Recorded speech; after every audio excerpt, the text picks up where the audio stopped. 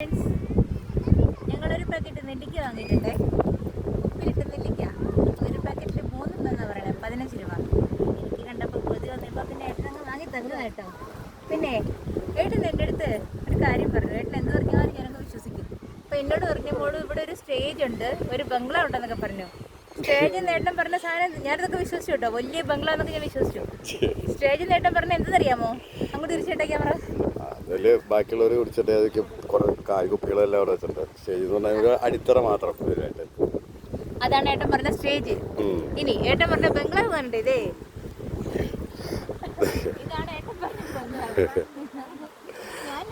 ഞാനിതൊക്കെ വിശ്വസിച്ചു കേട്ടോ. ഇവിടെ കൊണ്ടുവന്ന് തൊട്ട് കാണിച്ചു തന്നപ്പോഴാണ് ബംഗ്ലാവ് എന്ന് പറഞ്ഞപ്പോൾ ഞാൻ ചോദിച്ചത് ആരുടെ ബംഗ്ലാവാന്ന് വെച്ചു.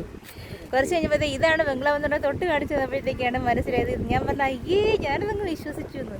അപ്പം എനിക്ക് തോന്നി ഈ ബംഗ്ലാവ് ആ സ്റ്റേജും ഒക്കെ വീഡിയോ എടുത്ത് നിങ്ങളുടെ മുന്നിൽ കൊണ്ട് എത്തിക്കാൻ. അതുകൊണ്ടാട്ടോ.